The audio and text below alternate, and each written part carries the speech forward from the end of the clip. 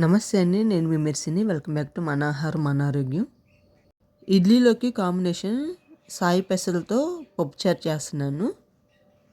ఈ పప్పును వేయించాల్సిన అవసరం లేదు, డైరెక్ట్గా చేసేసుకోవచ్చు. 1 కప్పు సాయి పెసలు తీసుకొని నీట్గా క్లీన్ చేసుకొని కుక్కర్లో వేసేసుకొని కావాల్సినంత వాటర్ వేసి కొంచెం ఆయిల్ వేసి కుక్కర్ మూత పెట్టేసుకొని 5 విజిల్స్ వచ్చాక చూడండి పప్పు చక్కగా ఉడికిపోయింది. వాటర్ కూడా వంపాల్సిన అవసరం లేదు, నేను కరెక్ట్గా వేసుకున్నాను వాటరు. టేస్ట్కి సరిపడా రాక్ సాల్ట్ వేసుకొని ఈ పప్పుని బాగా మ్యాష్ చేసుకుందాం.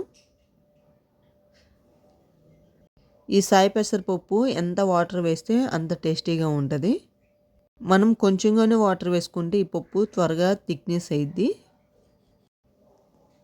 కొంచెము చింతపండు నానబెట్టుకొని ఆ చింతపండు పులుసుని వేసుకుందాం.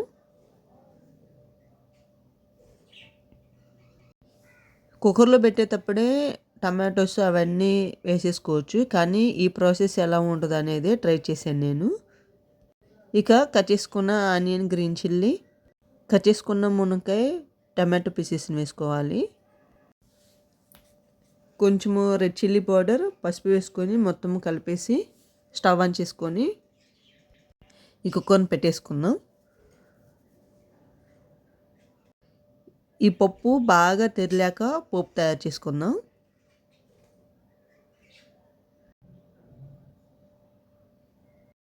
పప్పు చక్కగా తెరులుతుంది. మంట సిమ్లో పెట్టేసి ఈ పప్పుకి మనము పప్పు తయారు చేసుకుందాం. స్టవ్ ఆన్ చేసుకొని పోపు ప్యాన్ పెట్టేసుకొని 2 టేబుల్ స్పూన్ ఆయిల్ వేసుకోవాలి. ఈ పోపులోకి నేను ఇంకా ఆనియన్ ఏమీ వేయట్లేదండి, మనము డైరెక్ట్ పప్పులో వేసుకున్నాం కాబట్టి. పోపు దినుసులు, వెల్లుల్లి, ఎండుమిర్చి మాత్రమే వేసాను. స్టవ్ ఆపేసుకునే ముందు కొంచెం ఇంగు వేసాను. ఇంగు వేయటం వల్ల పప్పుచారు అనేది చాలా టేస్టీగా ఉంటుంది. ఇక ఇలా కలిపేసుకొని ఒక పొంగు వచ్చేలాగా ఉంచుకుంటే సరిపోద్ది.